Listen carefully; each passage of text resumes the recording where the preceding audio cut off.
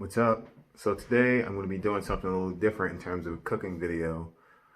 I'm going to take you all to the process of me cooking something that I haven't really cooked before. I've done it once before, but I did it a different way, so now I'm trying a new way. And so I guess in doing this, you'll get to kind of see my process of how I cook and how I make changes to things along the way. And this is something that's pretty straightforward, so there's not a lot of places for me to go wrong, hopefully. But I think it'd just be cool for you to kind of see my process. And this video also is probably going to be set up a little differently, where usually I like take a bunch of videos and edit them together, but this I'll try and do in one take, and like make it feel like you're actually in the house with me, like moving around my kitchen getting the ingredients. So today I'm going to be making vegan sausage gravy with biscuits. Gotta get the camera in the right position. So first thing to do, we need to go to the refrigerator and get some of our ingredients out. I gotta remember that the camera is over here, even though my screen is over here, and I keep looking at myself, so don't be thrown off by me looking not at you. All right, so camera. Okay, so you get to see our glorious refrigerator. We have our biscuits, this immaculate brand, very good. We've had them before. Our sausage we're going to use is from Light Life. That's also pretty good. So we got that, Then we also need to get some almond milk. So we got that. And so that's the main ingredients, and you can see my tripod for later when I'm cooking, but I need to move it right now because we also need some flour, which is up here. So this is a mistake that happened once. I went to get some grits from the store, some bulk grits, and they had cornmeal in that section. And so I ended up getting a lot of cornmeal. And I knew something was off when I first got it, but I thought they wouldn't mislabel this, so maybe it's just a different style of grits. And no, they mislabeled it. Cornstarch is the flour. Quickly use that. Okay. So obviously grits have, or not grits, but biscuits have to go in the oven, and the oven needs to be preheated. So we're going to preheat that to 350.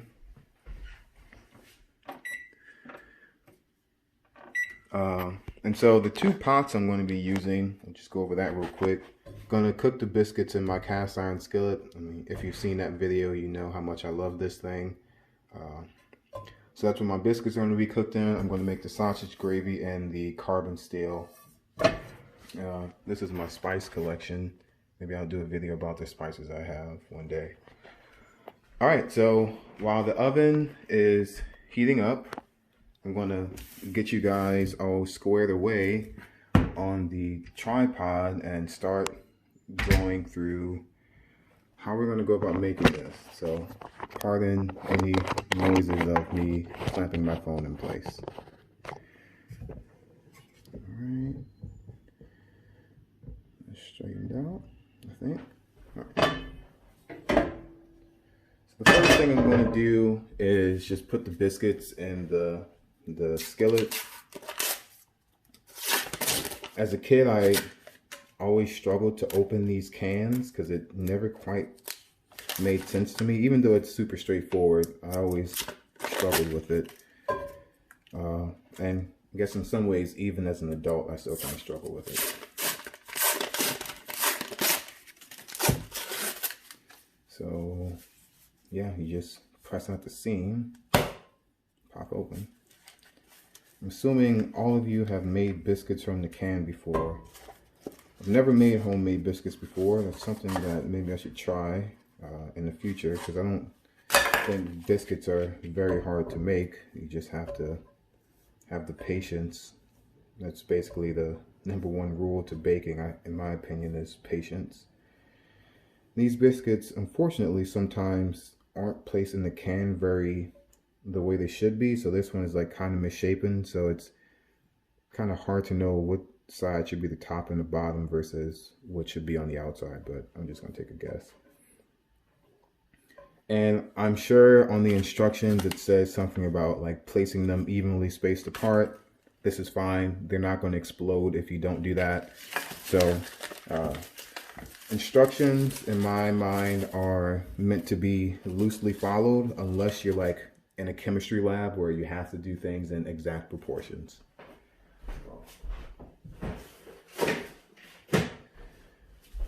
Okay, so I got that set up. Put that to the side, wait for the oven to heat up. And so this is going to be the part where I have no prior experience. So yeah, this Light Life sausage is vegan, like I said.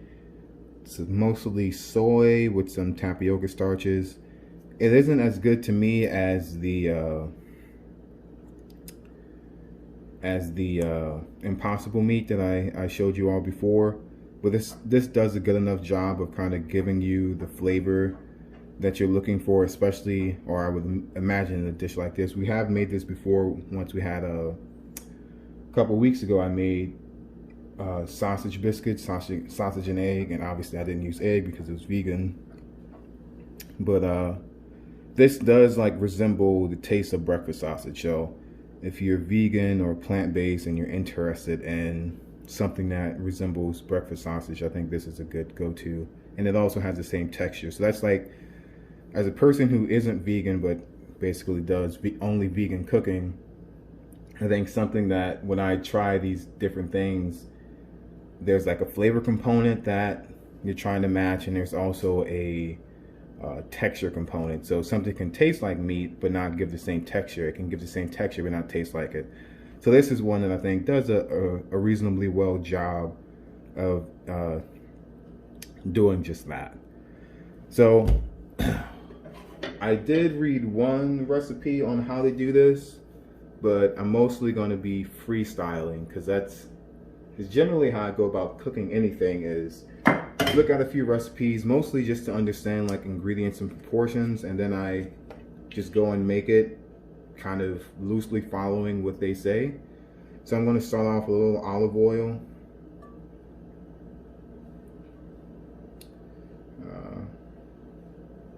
Yeah, that's enough. So a little olive oil, put this on a medium heat. And my throat is getting a little dry, so I'm going to go grab some water while this is heating up.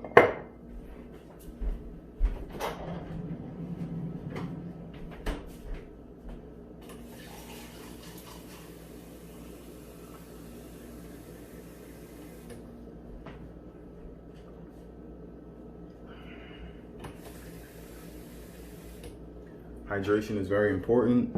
Too many Americans, sadly, are almost constantly dehydrated and they don't recognize it because they think it's normal. So make sure you are properly hydrated.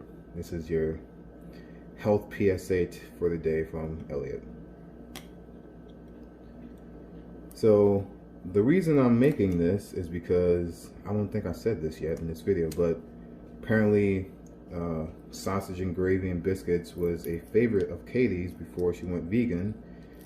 And even though she hasn't been vegan consistently for the past 7-8 years, she has been vegetarian in that time where she wasn't vegan.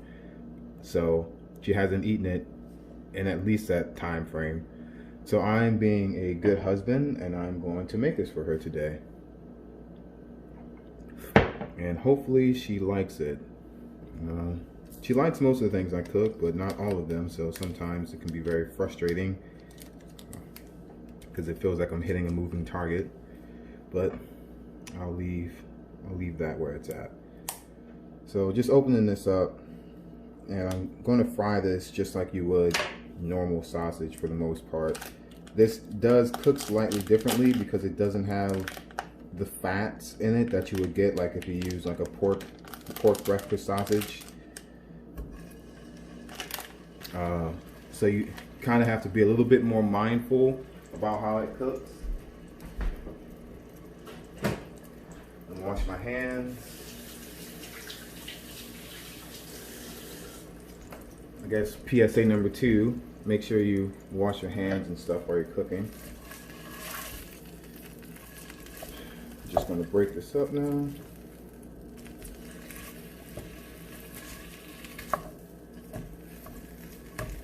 And I guess another part is when you cook like pork sausage, for example, in many ways it kind of crumbles on its own, whereas this stuff tends to kind of want to stay clumped together. So you have to be a bit more diligent about breaking up the clumps, because if you don't, it'll just cook into a big clump, which we don't want. And as it cooks a little more, it'll get easier to break up, but just trying to start that process early.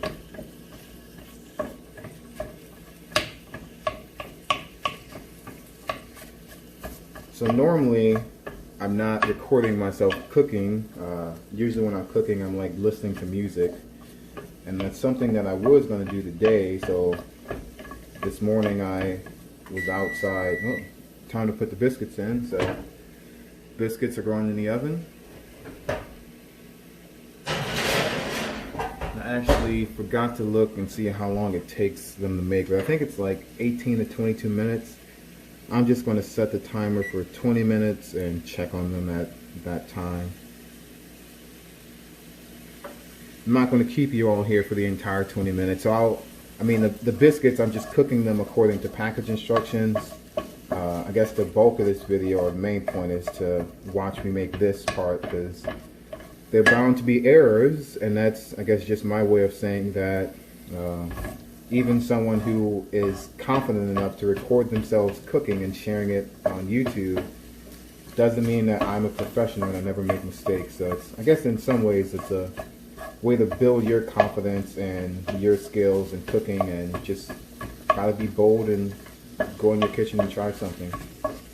But back to my story. So yeah, this morning I started off outside doing some yard work, and in the conversation with some friends the other day, the Fiona Apple album Fetch the Bolt Cutters came up.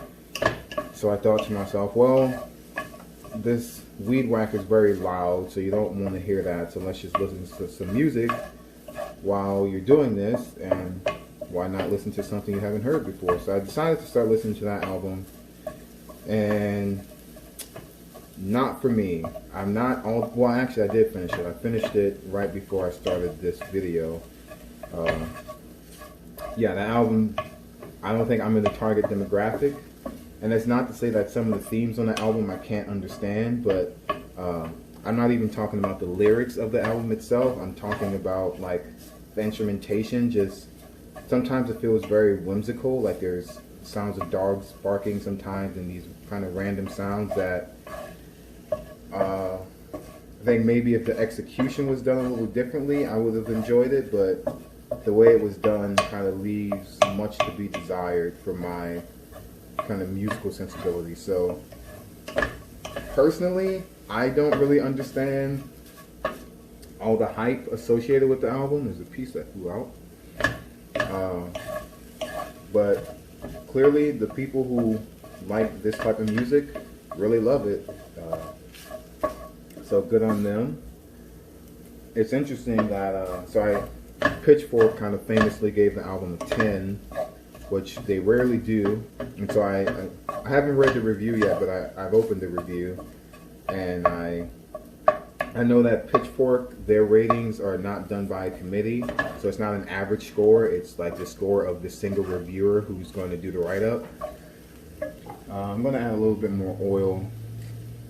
But yeah, that reviewer, so I looked up that reviewer and what other albums they've reviewed, and I can see why this reviewer gave it a 10 based on like the other albums that they reviewed, because the other albums are kind of in a similar vein of artists and genre.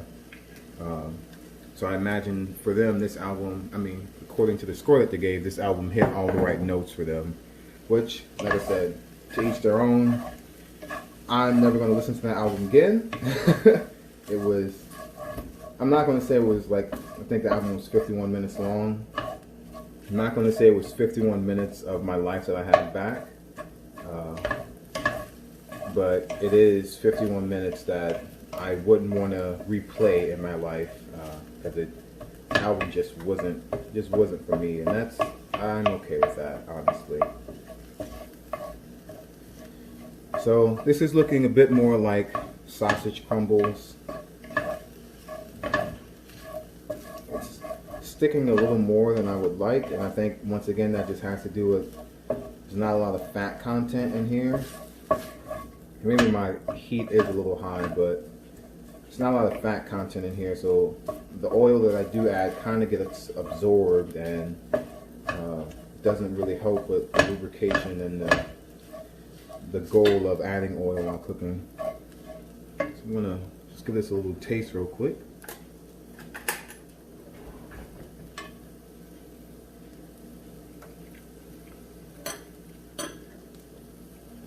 Tastes good. So tasting your food while cooking is something I think many people don't do.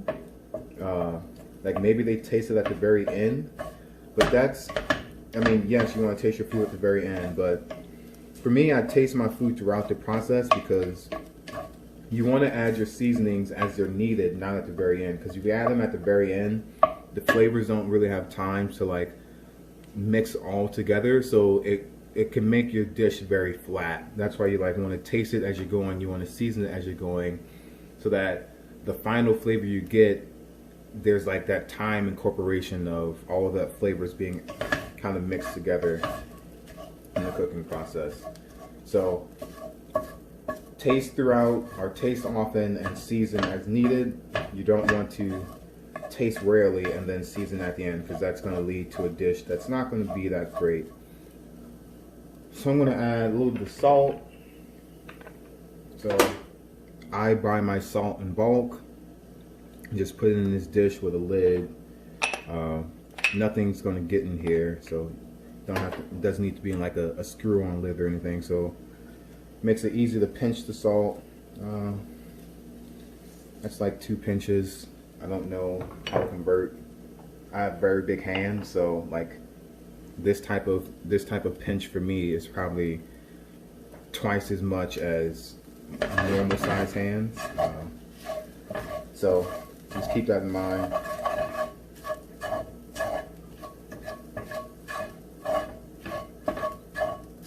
And I'm going to reduce the heat a little bit. Taste it one more time.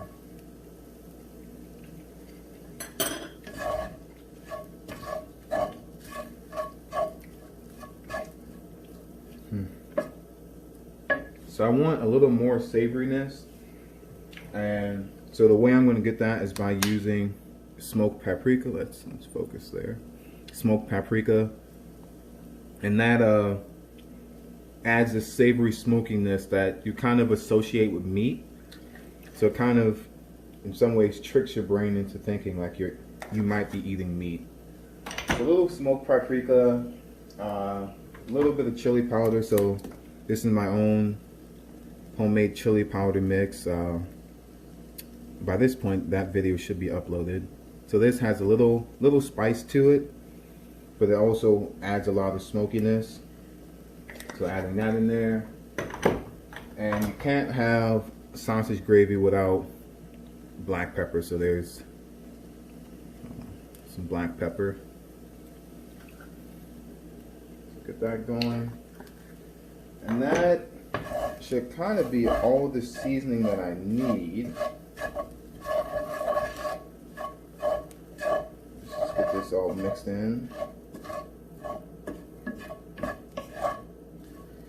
I actually think I'm going to add a little more oil, actually, which some of you right now are probably thinking, wow, Elliott, you use a lot of oil when you're cooking, but just that's kind of intuition. I feel like it's still lacking a little bit. Cooking for me at this point is very much just all based on feel for the most part, because I don't even remember the first time I started cooking, but I'm 27 right now at the time of this video. And I know I've been helping my dad cook for as long as I can remember, so that's at least 5 or 6. So I have like 20 years in the kitchen, not all 20 years in my like cooking solo, but I've spent a lot of time in the kitchen tasting food, seasoning things, and adjusting the flavors. So with all that time just comes like this kind of natural intuition of what's right and what's wrong. And it's also going on, like, I used to cook meat. So I know, like, if I were to cook a pound of sausage gravy, a lot of that fat would have come out and there'd be fat in here right now. But because this isn't a meat product, you don't get that same oil. So I have to try and compensate for that lack of oil by adding a little more oil. And I've been using olive oil if you're interested in the oil that I've been using. It's my go-to oil for cooking. Unless I'm doing like baking, then I use canola oil. So I'm going to taste it again.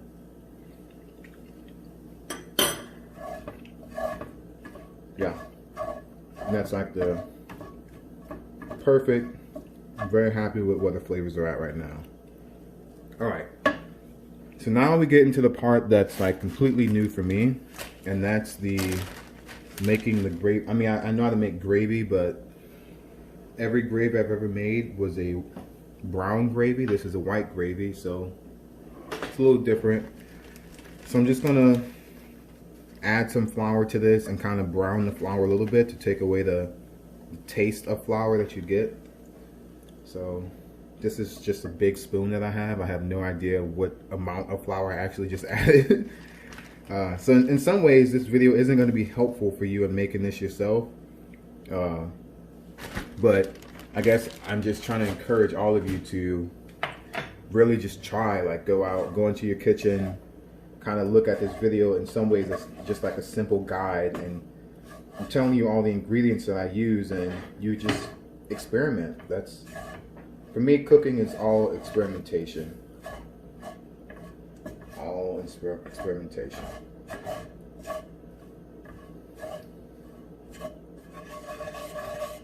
All right. Just add a little more oil, because this is, so like I said, I've cooked with this sausage before, but I've only made patties with it. I've never made it in this capacity before, so I'm learning as you all are watching me. So if I were trying to make this video as like a direct like how-to, I would have probably put the right amount of oil in from the beginning, because I would have known from experience. But there's no experience to draw on right now. It's just me figuring this out as I go.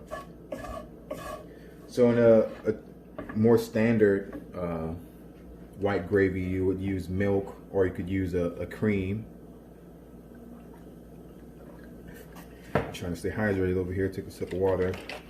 But obviously, because this is vegan, we're not going to do that. So we have almond milk, and it's unsweetened almond milk, and it's also original. So there's a lot of vegan milks are flavored, usually vanilla flavored, which is weird because like cow milk isn't vanilla flavored.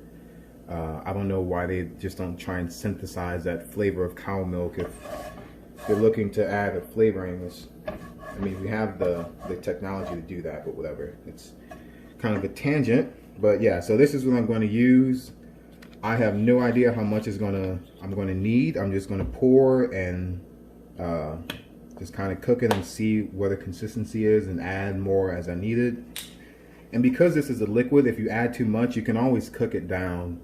So this is, like I said, like I always say with cooking videos, mistakes happen, but cooking is in many ways very forgivable. There's some things that you can't really undo, like if you add too much salt, it's kind of hard to undo that without adding a bunch of water to compensate for that. And then some dishes, you really can't do that.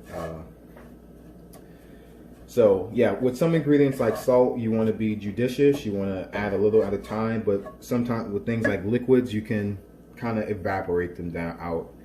So I want to add a little bit of milk. Turn this heat way down actually, because I want this to be a white gravy. I don't want this to brown at all. And the whole reason for adding the flour is to make like a roux essentially. So the flour, as it cooks in the liquid, will thicken. So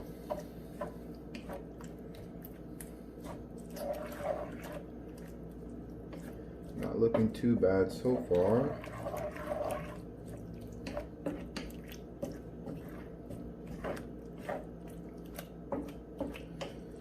So right now it's just like I'm feeling it. I'm trying to see like, is this too thick? Is it not thick enough? And right now I definitely think it's too thick. That's like a really thick gravy that's not gonna run down your biscuit. It's just gonna sit wherever you place it, and I don't really want that. So added quite a bit more milk. Man, how much have I used? That's probably like a third of this container. This is a quart container. So that's about maybe 2 cups at this point that I've used. I meant to say I used a quarter of the container. So yeah, that's 2 cups. I think it's, please don't laugh at me if I'm doing my conversions wrong. I think a quarter of a quart is 2 cups, because a quart is a quarter of a gallon, and there's 16 cups to a gallon, and so a quarter of a quarter is 1/8. So 1/8 of 16 is 2. Yeah, that's right. Yeah, I'm just going to stick by that and be confident that I am correct. And if I'm not correct, well, that's just further proof that the imperial/customary system of cups and pounds and all of those things are flawed, and we should switch to the metric system. And I say that as a scientist who often has to convert between the metric, like convert kilometers to miles and miles to kilometers, and that gets very frustrating at times. All right, so let's get a little zoom action going on here. This gravy has taken on a little bit more color than I want, and I think most of that's actually not due to the gravy browning itself. I think a lot of that is due to the ingredients that I use. So using that smoked paprika, that's red, so that's going to add to this kind of brownish, kind of orangish tint that we're seeing. Excuse me. And I also added some of that chili powder, which is going to also add to that same color palette. So it's a white gravy in the sense that I didn't actually make a roux. So it's a white gravy in that sense, but the color that we're seeing is associated with the seasonings that I added to make it, to give it that flavor profile I'm looking for. So we'll back you guys back out a little bit. And this is definitely more in that stage of consistency that I'm looking for. So I'll give this another taste. Hopefully it doesn't taste like straight almonds.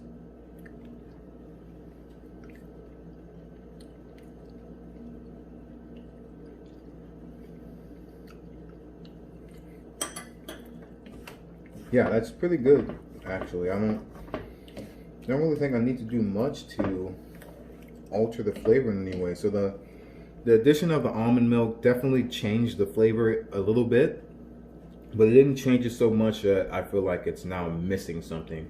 So I'm happy with where the flavor is currently. So that's like, in my eyes, this is basically done.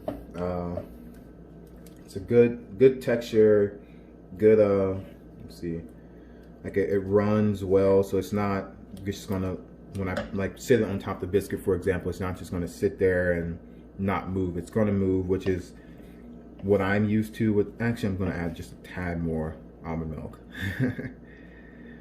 because I'm used to like my sausage gravy being movable, not just like this thick thing that just sits there on top of your biscuit. That to me, in some ways, makes it kind of weird.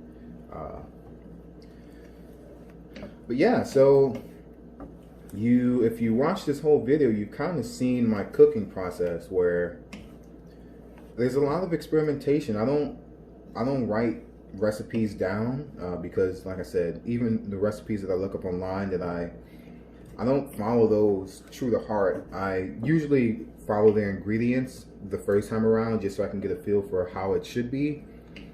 But the actual steps, like the order of the steps, I may follow, but the exactness that some of these ingredients are written, that's where I kind of stray and do my own thing.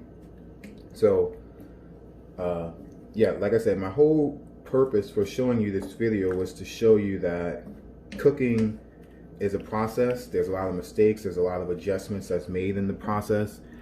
And you have to be comfortable with with all of it. That's the only way for you to become a better cook. So all of you should try and make this. Let me give it another taste.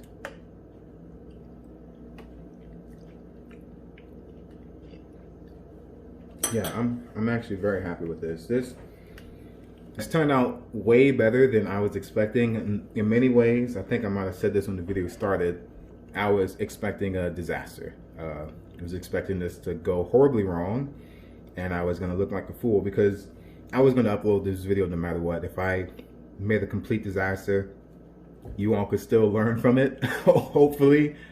You can also understand what, like, people make mistakes while cooking, and that's just a normal part of the cooking process. So I'm happy that I didn't completely obliterate this this thing. So that gives me a lot of confidence in myself that I can just go in the kitchen and try and make something for the first time and it come out pretty okay. So I think I said I wasn't going to keep you all here for the entire time it took to make the biscuits, but here we still are if you're still with me. I think these biscuits are actually almost done. So I'll take you down here. You can see the biscuits in there. Yeah, I think they're done. So I'm gonna grab my oven mitts and get those biscuits out of there.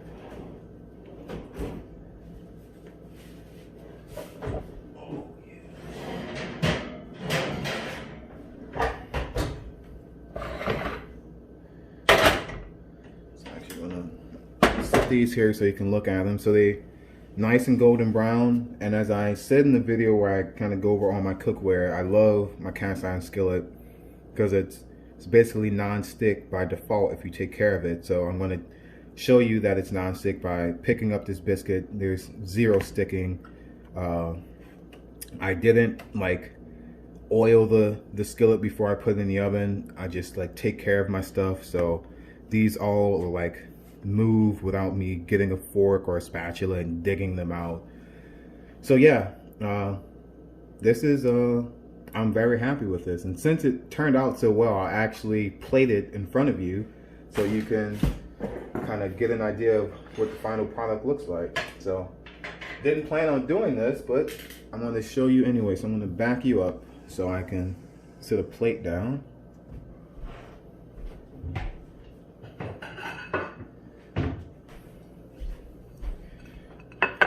Alright, make sure that's lined up well.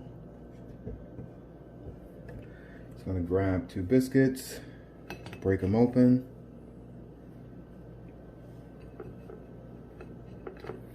These are very, and I'm going to get my big spoon again. And we're just going to put some of this in there. So I'm doing like about a spoonful for every half biscuit.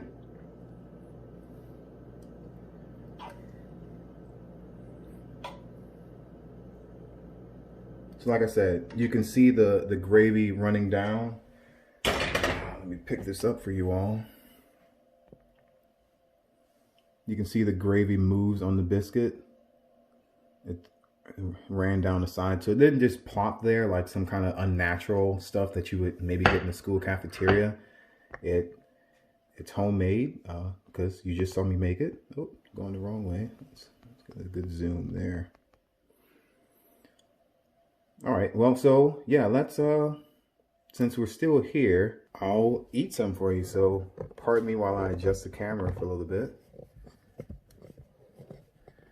All right. Let's do this. Raise it up to eye level for me. I'm pretty tall. Is that eye level? Yeah. Yeah. All right. The cooking part went well, but this whole part that I'm doing all this very unplanned might be a disaster to some, but this is I guess a behind the scenes of how all of this goes. So grab a spoon. I'm gonna try some for you. So Let's see how all of this comes together. Get a little bit of everything on here. Yeah, I'm very happy with myself. So even though I've been cooking for a long time, actually let me do this. Tilt this down a little bit. Make it easier to see my plate. There we go. Even though I've been cooking for a long time, I still surprise myself sometimes about what I'm able to do. All right, well, that was fun. I hope you all really enjoyed this adventure with me. I probably won't do a video like this for something that takes a lot longer to cook, like making red beans, for example, because that takes hours. So that's a video that you definitely, well, I should say I would definitely like edit. But maybe I'll try and think of other things like this that I can do that are relatively quick and kind of take you through the whole process so that you can kind of pick up some tips and tricks along the way. And it's not just like you seeing my hands like chopping things or stirring the pot and hearing my voice. You can actually like see the process from start to finish and really understand not just like cooking as something that's paint by numbers. I think many people think of cooking as like, okay, do this, do that, do this, do that, do this, and it should come out perfect, but it's not. It's not paint by numbers. It's an open canvas, and you have to know how to make adjustments on the fly to get your dish to where you want it to be. So I hope you all enjoyed this kind of new take on me cooking. And let me know if you do make this and how it turns out for you. So see you next time. Peace.